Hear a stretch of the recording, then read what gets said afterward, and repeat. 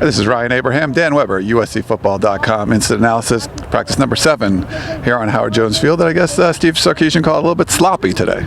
Yeah, I think it was. He said a combination of almost alliterative assignments and alignments, just little stuff. But I felt like they maybe.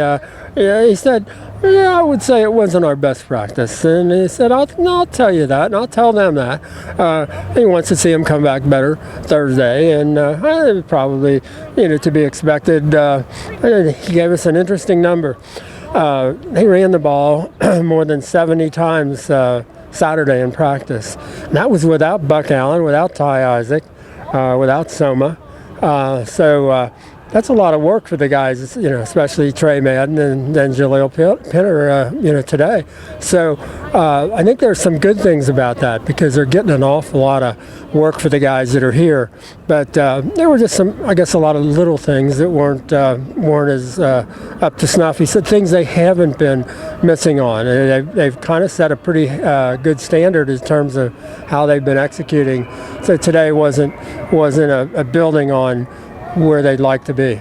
Jaleel Pinner got a lot of attention today. I mean, he really did look good in that scrimmage, and Steve Sarkisian said he really hadn't been used as a tailback before. No, those were his first carries Saturday, so I mean that's even more impressive. I think he had some interesting things to say. He's a heavy runner, and he falls forward. He turns 4-yard plays into 6-yard plays. He is a guy that seems to know where is the defense breaking down, where is that thing that they're giving us, and taking that.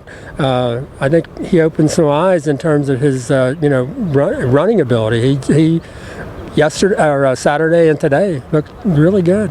Steve Sarkisian got a couple questions about the quarterbacks and who's winning or whatever, but no real answers there. Just still a battle right now. I wanted to see if he, it was falling into kind of a place. I think he gave the good answer. The one that I give people is what they want to come out of here, certainly out of August, is with 2 quarterbacks they think can win any football game that they go into.